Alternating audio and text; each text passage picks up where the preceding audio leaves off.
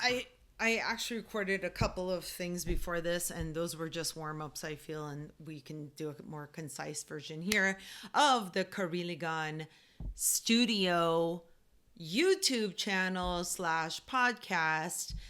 There was an intro video before this, so if you want to see the introduction thing for why and who and what and all the things for this channel, go watch that. I'm the host of this channel, Karina Higgins, Karina Apollonia Ibora Higgins.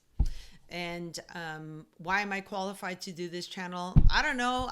I do know. I'm qualified to, inform you guys because I read and because I've always loved Filipino culture, Filipino American culture, culture of the Philippines. I have been to the Philippines many, many, many, many moons ago, many years ago. Hi, I need to go again. But, anyways, what I what we're trying to do here is a combination of not lecture, but a little talk about the history of the Philippines, the history of the United States, and melt and blend them together to help people understand the ABCDs of a Filipino American art history, which is the art, the books, the crafts, and the decor and design of Filipino American art history, which a lot of it is like the history of the Philippines and America, combined. And sometimes it's just going to be one straight up Philippines, which I'm learning about more and more every day, which is so cool. I'm like super excited about it and I love to read about it. But okay, on Antiques Roadshow, what they do is usually bring somebody a piece of art or something that they dragged over there to whatever in the middle of Wisconsin. And there are a bunch of art historians and people there who will give their opinion, their professional, educated, informed opinion of whatever is the said thing that somebody brought. So I feel like we're going to do that, but based on a lot of my own collecting. So I'm bringing the things to me. I'm bringing them. I'll be the person bringing them to you via the channel. And then I will be the person discussing with you why I bought it initially or wanted to collect it or have it. And then mostly probably the research I did to confirm why I collected it or why I bought it. It's basically to make myself feel better that I bought this thing. And actually it's to the history I do per item is to confirm that I have a good eye for certain pieces of art, not just art of the Philippines or Filipino American art, but also it's to help you out there doing all the things, the thrifting and the antiquing and all that stuff. It's to help you guys understand what to look for if this is something that you're interested in, right? Which I think it's really important. It's important to preserve and document and archive our history, the history of our parents, the history of our great grandparents and great great grandparents, if we can, because as you can see in the world, things are, there's certain histories out there that, yeah, I don't. There can't be only one version. Okay, there's got to be a few. So I say that to say our first. Here's what I'm bringing you today. It's this. Okay, see that? Da, da, da, da. It's a watercolor. And here's another one. It's a watercolor that was done in. It was painted in 1945. That's right, watercolor 1945. And why are these important, or why did I purchase these? I also have two frame ones here that I'll show you after, and they're gorgeous also. These I have not framed yet. So these are watercolors done in 1945, and I purchased them when I was in San Francisco a couple of years ago. I went to the Lost Art Salon Art Gallery Studio store. Art gallery, and you can shop for art there. And I love the space. I had seen them online on social medias, and found out that you could just go there and kind of like check out what art they had. I believe I emailed them to ask them if they had any Filipino American art or art by Filipino Americans or someone from the Philippines. And then when I got there, adorable place. If you could ever go there and you're interested in hanging out with some cool people who know their art really well, or at least mid-century modern art, or like from a certain time period, fabulous place to go. So I went there, and when I got in there, they had told me, hey, you know, Karina, we introduced myself, we met, and then they were like, hey, we have some watercolors you might be interested in, but this person is not Filipino. And I was like, okay, I mean, I'll look at it, it's fine, it's cool. So I mean, but watercolors of, they're like, they're from the Philippines, or watercolors of the Philippines. I was like, that's cool. So they showed it to me, and right away, because there were a lot of there are pieces of art in there. There's other things that this person named Cal Anderson had painted. But immediately I knew the ones that I was like, what? And I was going to take home that day, because that's what I was searching for. And immediately knew, like when I saw the homes, the huts, the Nipa houses, I was like, oh, that's Philippines, big time. So I end up looking through it. I see a couple, including the two that I showed you, and then I'll show you the other ones I have that are actually framed. And I knew I was going to get them. So I got them, and they're from Leyte. They were painted in Leyte, which is in the Philippines, and it's in the Visayas of the Philippines. And the Philippines is broken up into like 3 regions, and Luzon, Visayas, plural, yes, Visayas, and then Mindanao. So those are the 3 regions of the Philippines, and Leyte is like in the middle, right? And the Philippines has thousands of islands, so there's that.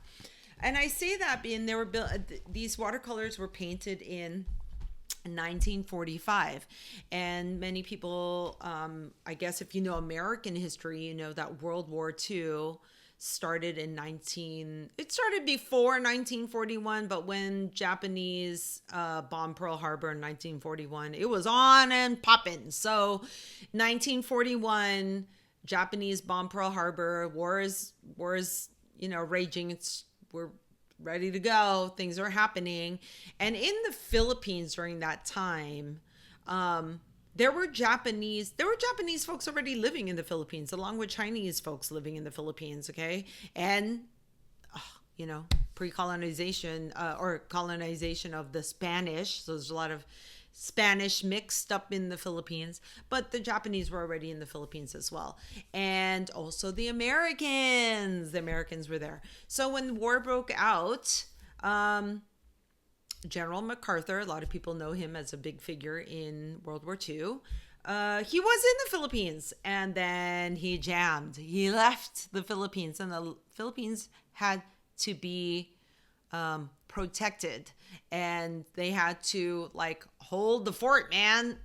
Okay. And again, remember, I know history from reading bits and pieces and books and this, and watching things, especially on YouTube. They do such a great job on YouTube of like explaining things these days, depending on what channel you're watching. But so some of these facts could be incorrect. Feel free in the comments to let me know. But this is my general gist, because this is not like a, full-blown history class. Again, that's part of the reason why I started this YouTube channel, is because those don't exist that much for us. Anyways, so World War II is raging, 1941, and then later MacArthur leaves, I think 1942. And the Filipinos and the Americans have to work together to figure out how to protect themselves in the Philippines, and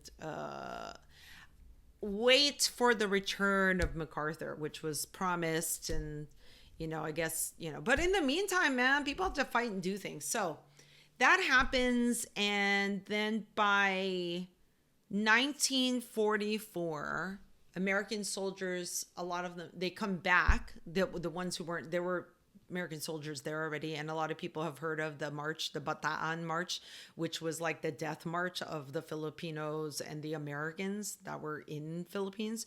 But okay, so MacArthur comes back in 1944 and brings soldiers with him, and they land in wrapping it all up. Guess where they land? They land in Leyte, and Leyte, Leyte, and so the GIs were in Leyte, and one of the GIs that was in Leyte was Cal Anderson, the gentleman who painted this watercolor in 1945. 1945, he was, I don't want to say kicking it and just making trivial, light of the war, but he was probably needing some light actually in some chill times. So he was there, and he was born he was born in 1928. He was an artist. He had gone to high school and went to college for art at California College of Art and Craft, I believe. And he ended up enlisting in the U.S. Army Engineer Corps, and he went in as a map maker. So Cal ends up, enlisted. It's World War II. It's what happens. And he ends up in the Philippines, and he painted while he was in the Philippines these watercolors, which are gorgeous. And I have 4 of them, and I will show you the other 2 after I speak about one of the best books I've read on the history of the Philippines is this book. So this book is The Philippines from Earliest Times to Present, and it's by Mr. Woods, Damon Woods, who's not Filipino, but this book is on a list from California College. And the professor who recommended this, her name is Professor Lilian Villarraza. And this is on her required reading for that class. Okay. And so it's a great book, and it does talk about the war. It talks about a lot of things. The book is an excellent book of the Spanish period in the Philippines, American period, the war, Japanese occupation, American period, Marcos period. But okay, so if you want a lighter textbooky kind of thing to read, this would be the one. And then I remember picking this up at an antique store in Stockton like last summer. I just know World War II played a really huge role in the lives of Filipino Americans, and why the Philippines all of a sudden had a big influx of Filipinos coming to the United States after the war, and the bases in the Philippines. So World War II was huge in that. And so I see this right here. This is a newspaper from the San Francisco Examiner. This is from 1945. 1945, which is the date of these watercolors. And the headline on this is Tokyo envoys grilled at 2 Manila sessions. Japs arrive. So the war was winding down. They probably already surrendered. I think the end of the war, they surrendered in 1945 as well. So, and this is the back of it, the newspaper, when newspapers were still around. Yep. And at the top it says General Wainwright is rescued, and I believe that's from the camps that a lot of GIs were kept in by the Japanese while in the Philippines. Okay, so there are camps, and then on Leyte the GIs are there, and this guy's actually painting watercolors of the scenes he's looking at, even though he's in the war. He's looking at the beautiful islands of the Philippines and the beautiful people and community of the Philippines. And so that 1945, the 2 watercolors that I just showed you from Mr. Cal Anderson. Do I have a picture of Cal? I might have a picture of Cal somewhere here. Oh, here. So this is a beautiful, so the Lost Art Salon, they actually had, I believe he was there before he passed away, which sucks for me. It sucks in general, but because he passed away maybe a year or 2 before I bought these. you know. And so this is him, if you can see that. Yeah. And Lost Art Salon is focuses on the forgotten 20th century artists. So if you ever want to go there, it's in San Francisco, and they did a beautiful little write-up of him. uh you know that's what that looks like. So, and I'm in touch with them still, and I'm sure, and I when I go to San Francisco, I pop into the Lost Art Salon because it is truly one of my favorite places probably in like ever. It's on my top 10 of places to go and look for art. So if you collect art, whatever kind, that's a great place to start. So here are the two pieces that I actually framed, and they are on my gallery wall, which my gallery wall is on our Instagram, Kariligan Studio Instagram. And so this is, oh gosh, the ring light is there. I'll have a picture of it, not with a ring light, but as you can see, the colors are, I mean, this is from 1945, so this is vintage. The colors are so rich and so beautiful and so bright. And the Philippines, the scene of the village or the town, I want to say barangay, but I don't know if that's the right term. But the province, it's so beautiful. And again, this is Filipino American art, not Filipino, like it's by an American of the Philippines. So to me, I don't know how we like present it or label it. I mean, it's an American artist painting the Philippines, but again, the history is so rich. And so I mean, some of it's sad, of course, but out of it, somebody decided to paint something beautiful. And here's the other one. So and they're watercolor on paper, 1945, Calvin Anderson. And there you go. That's the collecting, I guess, talk. This is the art talk for today. Hopefully you guys enjoyed it. Maybe you learned something from it. Maybe it inspires you. Hopefully it inspires you to go out there and look for things. And by the way, these pieces of art weren't insanely priced. I mean, Lost Art Salon, they do a great job of trying to fit budgets. They want you to purchase art. They want you to collect art. They want you to appreciate art. So, all right. That's the end of our art talk for today. Our Tito Ed talk. That was, it's a different thing from a different podcast, and Kariligan Studio. That's a tongue twister. Those R's are a little, it could be tough to say. But yeah, I think, hopefully you guys got some new information that you didn't have before, or you feel inspired to, collect and do your research and learn. And that's it. Preserve, archive, document things. And I'll see you on the next art talk. Bye.